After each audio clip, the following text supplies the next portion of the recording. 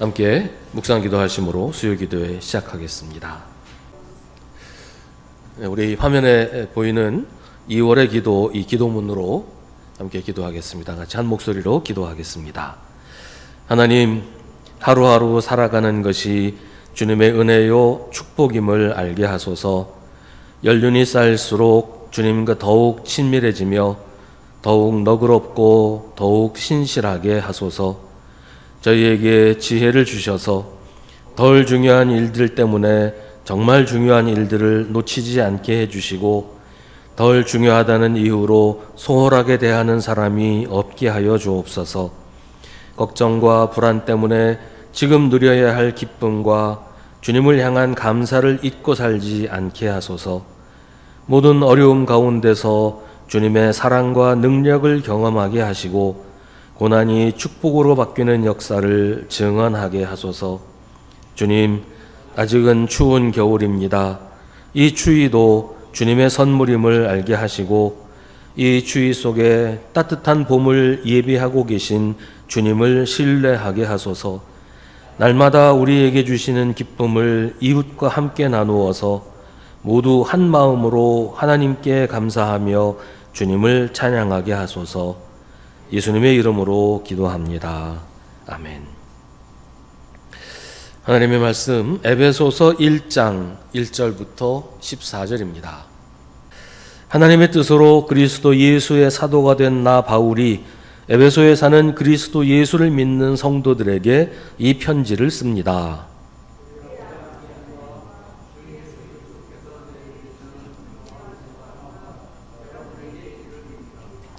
우리 주 예수 그리스도의 아버지이신 하나님을 찬양합시다. 하나님께서는 그리스도 안에서 하늘에 속한 온갖 신령한 복을 우리에게 주셨습니다.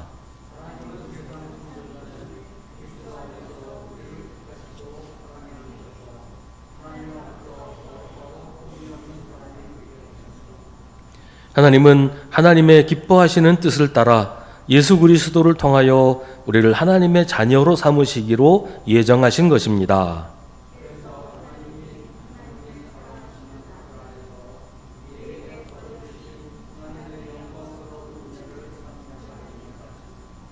우리는 이 아들 안에서 하나님의 풍성한 은혜를 따라 그의 피로 구속, 곧 죄의 용서를 받게 되었습니다.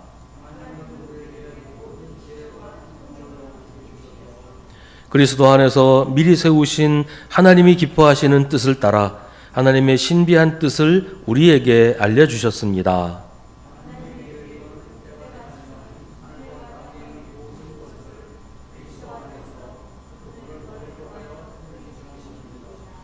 하나님은 그리스도 안에서 우리를 상속자로 삼으셨습니다. 이것은 모든 것을 자기의 원하시는 뜻대로 행하시는 분의 계획에 따라 미리 정해진 일입니다.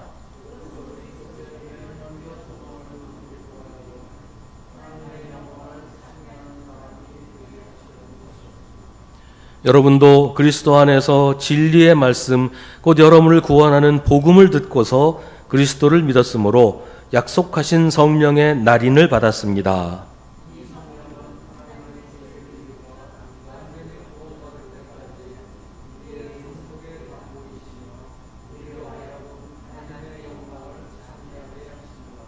아멘. 오늘부터 수요 기도회 시간에 에베소서를 함께 볼 텐데요. 에베소서는 바울이 에베소 교회에 보낸 편지다, 이렇게 알려져 왔습니다. 전통적으로 그렇게 생각을 해왔는데, 최근에 이제 연구 결과에 따르면 그렇지 않다는 쪽으로 점점 이제 의견이 기울어지고 있어요. 우선 에베소서가 바울의 다른 편지들하고 비슷한 형식으로 되어 있는 것처럼 보이지만 자세히 보면 편지라기보다는 어떤 논문에 가깝다, 이렇게 이제 보는 겁니다. 더구나 주요한 사본들에는 1장 1절에 에베소라는 언급이 아예 없어요. 여러분 그 성경책에 보시면 1장 1절에 에베소에 사는 이라고 해놓고 거기에 이제 괄호를 쳐놨죠. 대괄호를 쳐놨잖아요. 이 대괄호는 어떤 사본에는 있고 어떤 사본에는 없다. 그래서 이게 원본에 있는지 없는지 불확실하다, 이제 그런 의미거든요. 근데 오래된 사본이라든지 권위 있는 사본들에는 에베소에라는 말이 빠져 있어요. 그러니까 바울이 그리스도 예수 안에 있는 성도들에게 이 편지를 씁니다. 이렇게만 돼 있어요.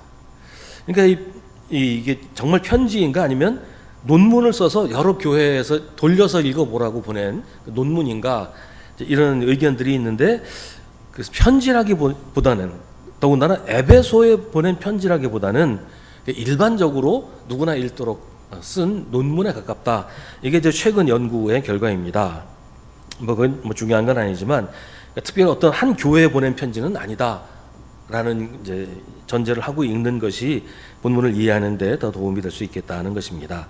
더군다나 그 편지 안에 다른 편지들은 그 편지를 받는 수신인, 그러니까 빌립보 교회면 빌립보 교회 이런 수신인에 대한 구체적인 상황을 언급을 하죠. 무슨 문제가 있다든지 그런 것도 전혀 없고 개인적인 인사도 전혀 나오지 않아요. 에베소서는.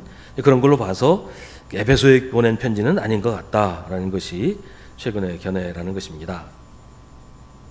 이 에베소서의 전반부는 그리스도와 교회에 관한 신학적인 내용으로 되어 있고 후반부는 그에 따른 실천적인 내용으로 되어 있습니다. 이건 바울이 쓴 글이 대부분 그래요. 앞부분은 이제 어떻게 좀 이론적인 신학적인 부분이고 뒷부분은 그 신학을 어떻게 구체적으로 실천할 것인가 이런 형식으로 되어 있는데 에베소서도 역시 그렇게 되어 있습니다. 특히 이제 에베소서에서 강조하는 것은 교회의 통일성이에요. 교회의 통일성. 물론 교회만 얘기하는 건 아니지만 에베소서의 초점이 이 교회에 있기 때문에 교회의 통일성을 두드러지게 이야기하고 있습니다. 에베소서 1장 3절부터 14절은 우리말 번역에는 여러 개의 문장으로 되어 있어요. 근데 이제 헬라어 원본에는 3절부터 14절까지가 통짜로 하나의 문장이라는, 하나의 문단이라는 거예요. 하나의 문장, 문단이 아니고 하나의 문장. 그러니까 3절에서 시작해서 14절에 가서 끝난다는 거죠. 이때는 구두점이 없었지만 지금으로 말하면 3절에서 시작된 말이 14절에서 마침표 딱 친다. 이렇게 되어 있는 거예요. 굉장히 긴 하나의 문장입니다. 그래서 대단히 복잡하고 해석하기가 어렵다 그래요.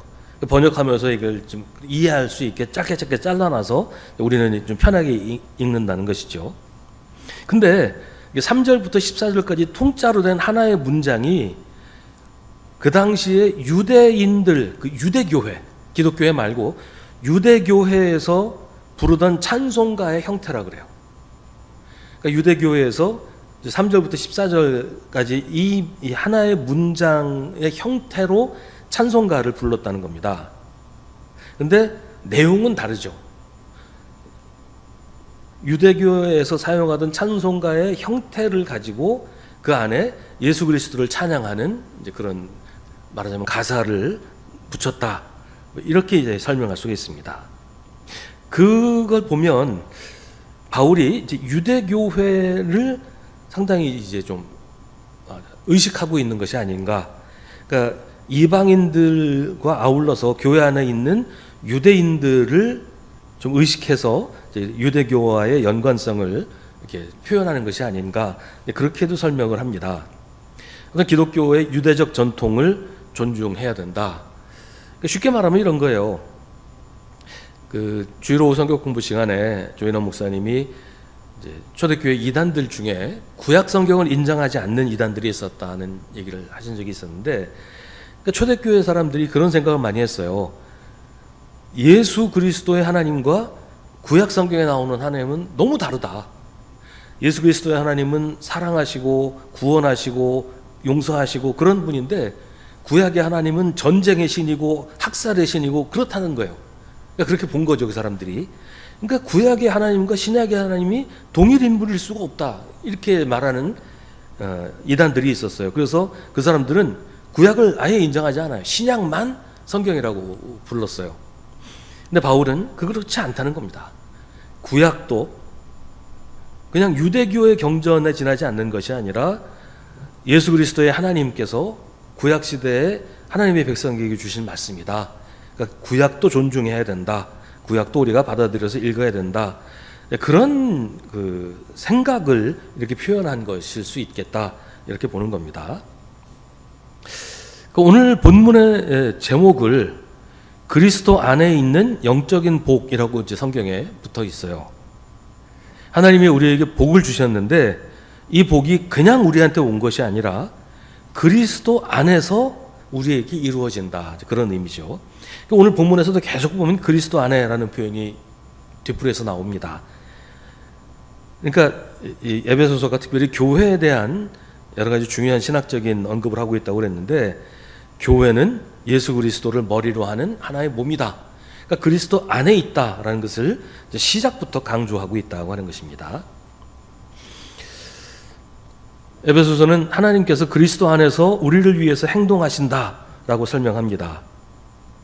그 에베소서에 계속 언급되는 이야기들이 그리스도 안에서 하나님은 우리에게 복을 주시고, 그리스도 안에서 하나님은 우리를 선택하시고, 그리스도 안에서 하나님은 우리에게 은혜를 베풀어 주셨고, 그리스도 안에서 우리를 용서하시고, 우리를 그리스도와 함께 살리셔서 하늘에 함께 앉게 하셨다.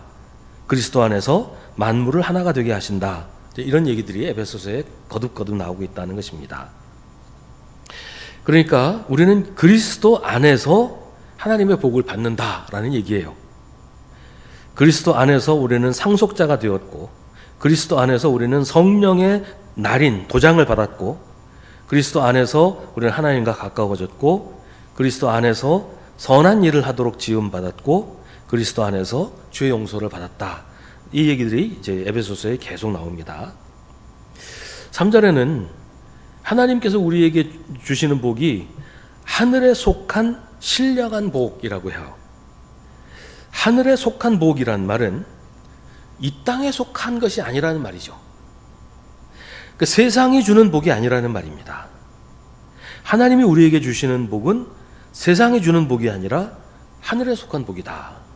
이 말은 우리가 죽어서 하늘나라 가서 받는 복이다, 그런 말은 아니에요.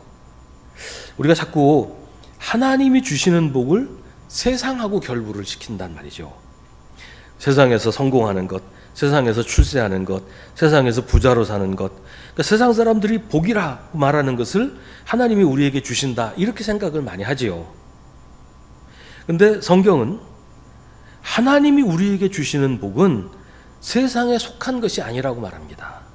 물론 하나님이 주시는 복이 세상에서 우리가 사는 일에 유익하기도 하고 도움이 되기도 하고 힘이 되기도 해요. 그건 뭐 분명한 사실이지만, 그러나 하나님이 주시는 복이 세상에 속한 것은 아니다라는 것을 분명히 해야 한다라는 것입니다. 본질은 하늘에 속한 신령한 복이다. 다시 말하면 믿음의 복이라는 말이에요. 하나님이 우리에게 주시는 복은 믿음의 복이다라는 얘기죠. 4절에는 세상 창조 전에 그리스도 안에서 하나님께서 우리를 선택하셨다라는 표현이 나오는데요. 이제 이 부분하고 5절에도 하나님께서 우리를 하나님의 자녀로 삼으시기로 예정하셨다. 그 선택, 예정, 이제 이런 표현들이 나옵니다. 사실 이게 쉬운 문제는 아니에요. 선택, 예정. 이 반대는 유기, 그러니까 버린다는 게 있어요. 불선택, 유기, 이런 개념도 같이 있는데, 장로교회의 중요한 신학 가운데 하나가 바로 이 부분이에요. 예정과 선택. 하나님께서 미리 구원받을 사람을 선택하셨다. 그래서 그 사람은 구원하기로 예정하셨다. 이렇게 설명을 하거든요. 근데 이건 성경의 다른 부분하고 맞질 않아요. 요한복음에서는 우리가 예수를 믿으면 누구든지 구원을 받는다, 그 얘기를 하는데, 신학적으로 설명하면, 교리적으로 설명하면 구원받기로 예정되어 있는 사람만 구원받는다, 선택된 사람만 구원받는다. 그럼 성경하고 달라지잖아요. 그래서 이런 설명은 사실 받아들이기 힘듭니다. 그러니까 장로교 신학자들 중에도 아주 이제 극단적으로 칼빈주의자라고 하는 이런 사람들만 그렇게 주장을 하지, 사실 칼빈 자체도 그렇게 주장을 하지 않았어요. 그 선택과 예정은 굉장히 복잡한 설명이 필요한 말이긴 한데, 간단하게 얘기하면 이런 겁니다. 오늘 여기서도 그 설명을 하고 있는데요. 4절에 보시면 하나님은 세상 창조 전에 그리스도 안에서 우리를 택하셨다. 그리고 예수 그리스도를 통하여, 5절에 예수 그리스도를 통하여 우리를 하나님의 자녀로 삼으시기로 예정하셨다. 이렇게 되어 있어요. 그러니까 하나님께서 예수 믿건 안 믿건 그 상관없이 사람을 미리 선택해 놓고 그 사람은 구원하기로 예정을 하셨다. 그러니까 그 사람은 어떻게 해서든지 하나님께서 예수 믿게 해서 구원하신다. 그 설명은 잘못됐다는 거예요. 예정론은 이렇게 이해해야 됩니다. 누구든지 예수를 믿으면 그 사람은 예수 안에 있는 것이고 예수 안에 있는 사람은 구원하기로 예정하셨다. 이런 얘기입니다. 예수 안에 있는 사람은 누구나 하나님께서 선택하셔서 그 사람을 구원하신다. 이게 하나님의 예정이라는 거예요. 근데 이게 예정인 이유가 뭐냐면 이렇게 예정한 것이 우리가 죄를 짓기도 전에 우리가 만들어지기도 전에 하나님께서 누구든지 예수를 믿으면 구원하기로 예정하셨다. 그래서 예정이라는 말을 쓰는 거죠. 우리가 예수를 믿은 다음에 그게 이루어지는 게 아니고 누구든지 예수를 믿으면 구원하기로 선택해서 구원하기로 하나님께서 예정하셨다. 그러니까 예수 안에 있는 사람은 누구나 선택받은 사람이다 라는 얘기죠. 그러니까 예수 믿는 사람은 누구나 구원하기로 하나님께서 예정하셨다. 그런 얘기입니다. 그래서 요한복음 3장 15절에서는 그를 믿는 사람마다 영생을 얻게 하려는 것이다 라고 분명히 선언합니다. 그를 믿는 사람마다 영생을 얻게 하기로 하나님께서 예정하셨다. 그러니까 어떤 사람은 자기의 의지와 혹은 자기의 노력과 이것과 아무 상관없이 그냥 구원하기로 예정하시고 어떤 사람은 아무리 예수를 믿으려고 발버둥을 쳐도 버리기로 예정하시고 그런 건 없다라는 거예요. 그러니까 옛날에는 제가 어렸을 때 교회에 다니면서는 그렇게 배웠어요. 그런 식으로 배웠는데 그건 받아들이기 힘들다라는 것입니다. 그래서 한 사람이라도 더 예수를 믿고 구원받는 것을 하나님께서 기뻐하신다. 5절에 하나님은 하나님의 기뻐하시는 뜻을 따라 라고 말하죠. 그러니까 한 사람이라도 더 예수를 믿어서 구원받는 걸 하나님께서 기뻐하신다라는 표현입니다. 그러니까 하나님은 어떻게라도 한 사람이라도 더 지옥 가게 하시는 걸 기뻐하시는 분이 아니라는 거예요. 베드로도 얘기하잖아요. 한 사람이라도 더 회개하고 하나님께로 돌아오기를 하루가 천년같이 천년이 하루같이 기다리신다. 그러니까 왜 빨리 예수님 재림 안 하시나, 왜 빨리 악한 자들 심판하지 않으시나 라고 얘기하는 사람들이 있는데 하나님은 한 사람이라도 더 구원받게 되기를 오래 참고 기다리신다라고 성경은 말하고 있다고 하는 것입니다.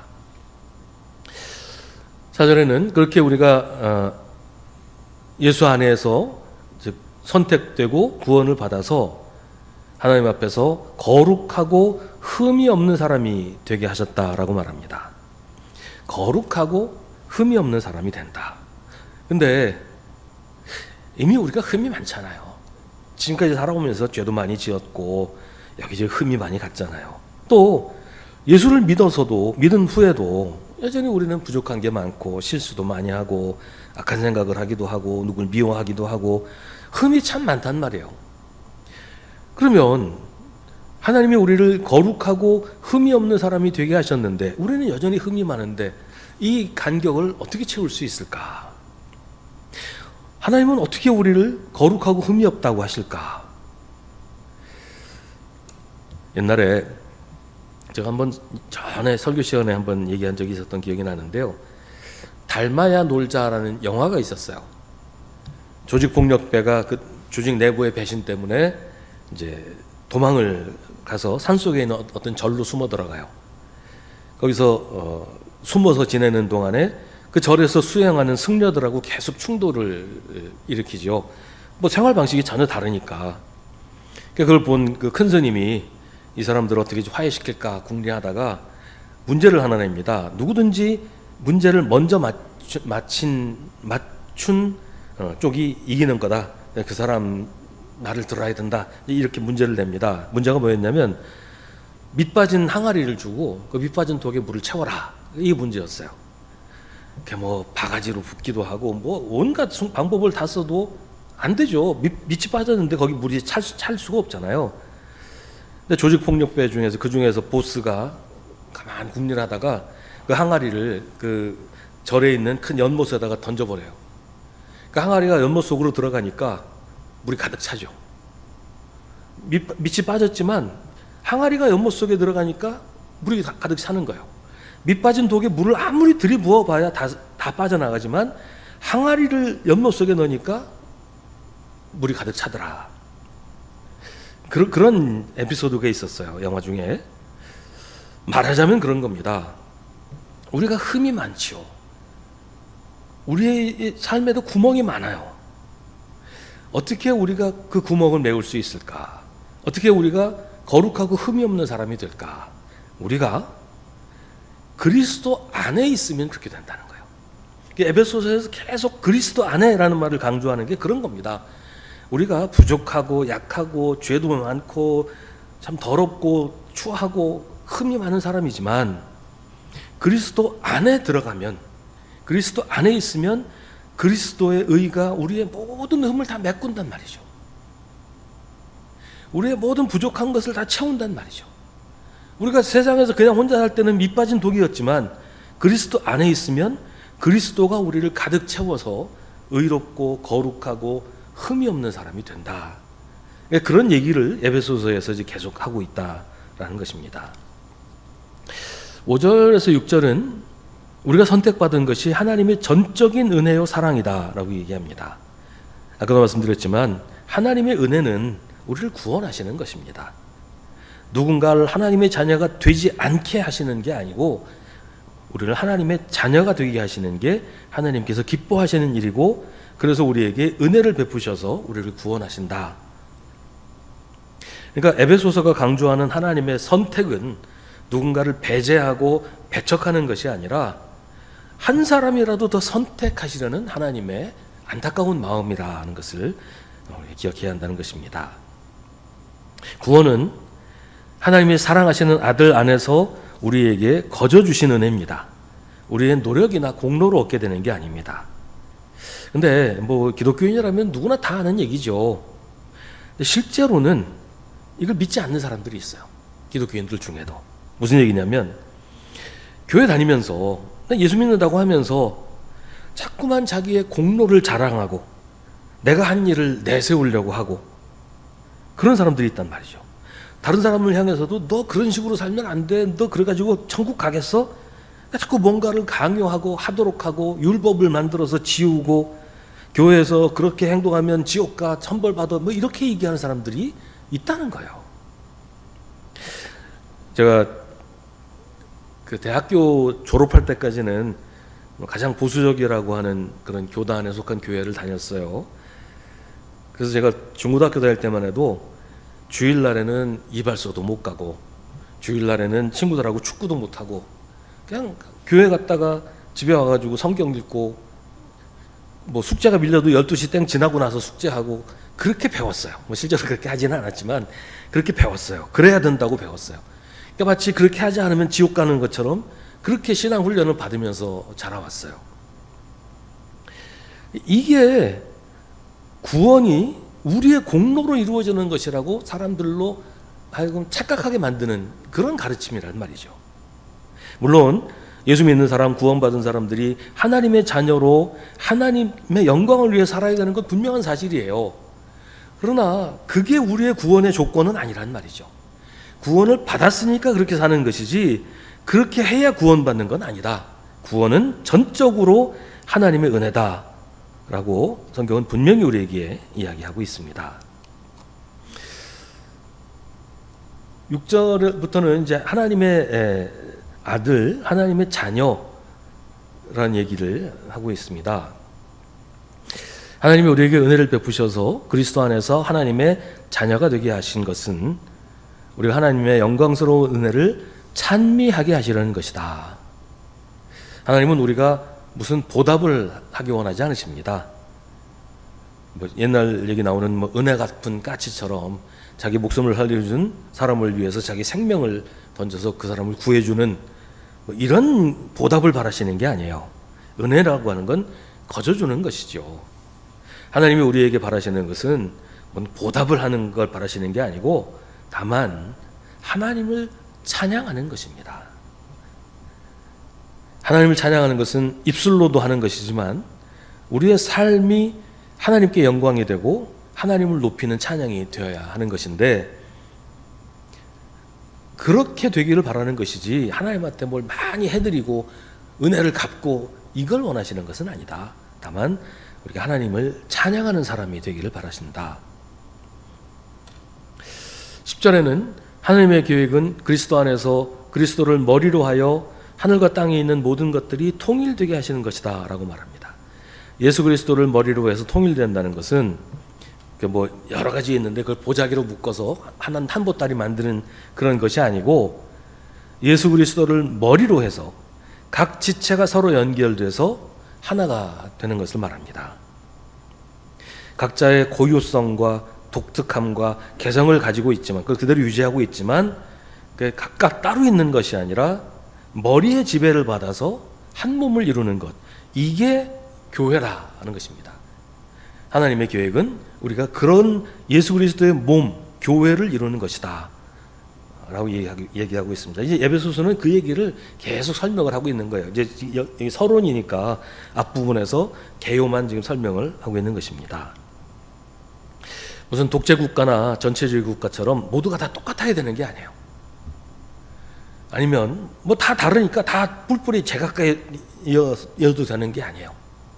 다 다르고 다 각기 자기의 개성을 가지고 있지만 예수 그리스도 안에서 서로 연결되어서 한 몸을 이루는 것, 이게 교회다. 이게 하나님께서 우리에게 요구하시는 통일성이다.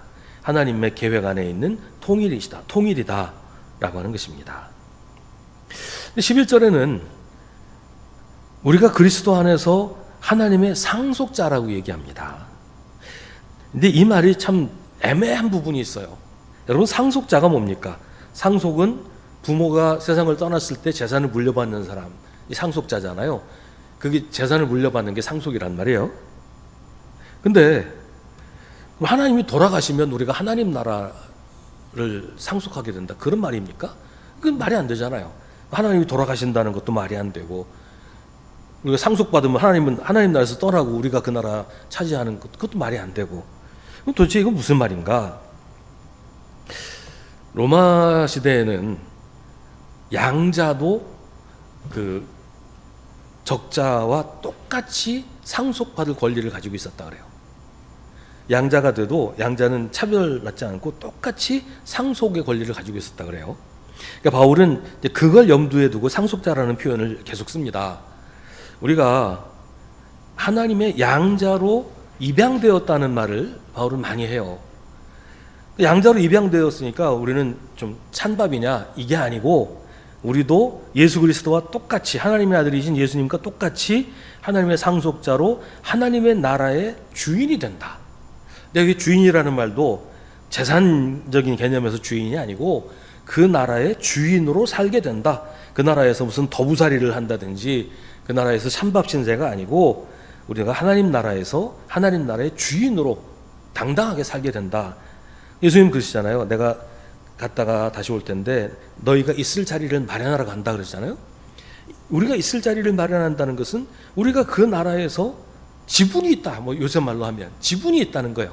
내 권리가 거기 있다는 것이에요.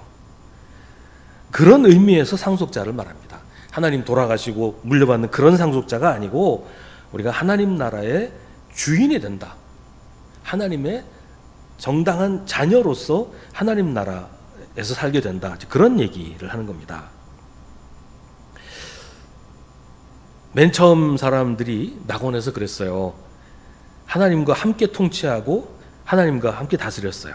하나님께서 사람을 창조하시고 복을 주신 것이 생육하고 번성하여 땅에 충만하여라, 땅을 장복하여라, 바다의 고기와 공중의 새와 땅 위에서 살아 움직이는 모든 생물을 다스려라. 이건 다스리는 것이죠. 낙원을 다스리는 게 사람이 하는 일이었어요. 우리가 하나님 나라에 가게 되면 하나님 나라를 다스리는 그런 역할을 하게 된다. 다스린다는 게 뭐 통치하고 뭐 이런 얘기가 아니고 그 하나님 나라에서 조화롭게 살고 모두가 함께 어울려서 한 몸을 이루도록 하는 뭐 그런 개념인데, 어쨌든 우리가 하나님 나라에서도 주인으로 다스리며 사는 그런 존재다라고 이야기를 하는 것입니다. 12절은 하나님이 우리를 상속자로 삼으신 목적은 우리가 하나님의 영광을 찬미하는 사람이 되게 하시려는 것이다. 하나님께 영광을 돌리게 하시려고 우리를 자녀로 삼으시고 하나님 나라의 주인이 되게 하셨다. 그런 얘기죠. 이게 어떻게 들으면 하나님이 자꾸 이렇게 찬미 받으시기 원한다.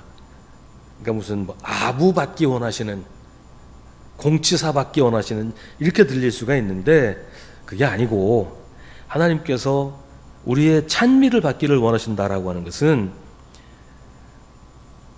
우리가 하나님께로부터 복을 받고 하나님께로부터 한없는 은혜를 받은 것을 깨달아 알기를 원하신다는 말이에요. 그렇잖아요. 우리가 누구한테 큰 은혜를 입었어요. 그럼 어떻게 합니까? 막 그 사람한테 고맙습니다, 감사합니다, 이 은혜를 어떻게 갚으면 좋을까요? 그러지 않겠어요? 누가 나한테 큰 은혜를 베풀었는데, 누가 내 생명의 은인인데 보고도 못 본 채 하고 만나려고 하지도 않고 이럴 수는 없잖아요. 마치 그런 것처럼 우리가 하나님의 놀라우신 은혜를 받고 구원받고 하나님 나라의 상속자가 되었으면 당연히 하나님을 찬미하게 되는데, 그걸 깨달아야 한다는 것이죠. 깨달으면 자연스럽게 찬미하게 될 거다. 그러니까 우리가 하나님의 은혜를 받아서 구원받고 영생을 얻고 하나님 나라의 주인이 된 것을 깨닫기를 바라신다라는 그런 의미입니다. 깨달은 사람은 하나님을 찬양하게 되니까요. 찬양하지 않을 수 없으니까요. 13절은 우리가 성령의 날인을 받았다고 합니다. 인감도장 찍듯이 도장 꽝 찍어서 법적인 효력을 가지게 되었다. 우리가 하나님의 소유라는 확인을 받았다. 또 우리가 하나님의 나라를 상속하게 될 것이라는 약속을 받았다. 그런 의미입니다. 이 도장이, 성령의 도장을 찍으신다는 것은 우리 안에 성령께서 계신다는 말이고, 성령께서 우리를 지키신다는 말이에요. 누구도 빼앗아갈 수 없게, 누구도 넘볼 수 없게 성령께서 우리를 지키신다. 그런 의미입니다. 오늘 말씀을 요약하면 하나님께서 우리를 위해 우리에게 은혜를 베푸시고 복을 주셔서 하나님의 자녀가 되게 하시고 하나님의 나라를 물려받게 하셨다라는 거예요. 이거를 에베소서에서 계속 설명을 합니다. 오늘은 이제 머릿말처럼 전체를 요약해서 이렇게 설명을 하고 있는 것이에요. 근데 이게 예수 그리스도 안에서 우리가 받은 가장 큰 은혜입니다. 예수 믿고 구원받은 것이야말로 우리가 받을 수 있는, 온 우주에서 우리가 받을 수 있는 가장 큰 복이고 은혜라는 것이에요. 우리가 기억할 것은 예수 믿으면 복 받는 게 아니라는 말이에요. 예수 믿으면 복 받는 게 아니고 예수 믿는 게 복이라는 겁니다. 예수 믿는 것이야말로 우리가 받을 수 있는 가장 큰 복이다. 오늘 성경은 우리에게 이야기하고 있습니다. 앞으로 계속해서 에베소서를 함께 읽어가면서 오늘 나눴던 얘기들을 조금 더 자세하게 설명을 하게 될 것입니다. 하늘에 계신 우리 아버지, 아버지의 이름을 거룩하게 하시며 아버지의 나라가 오게 하시며 아버지의 뜻이 하늘에서와 같이 땅에서도 이루어지게 하소서. 오늘 우리에게 일용할 양식을 주시고 우리가 우리에게 잘못한 사람을 용서하여 준 것 같이 우리 죄를 용서하여 주시고 우리를 시험에 빠지지 않게 하시고 악에서 구하소서. 나라와 권능과 영광이 영원히 아버지의 것입니다. 아멘.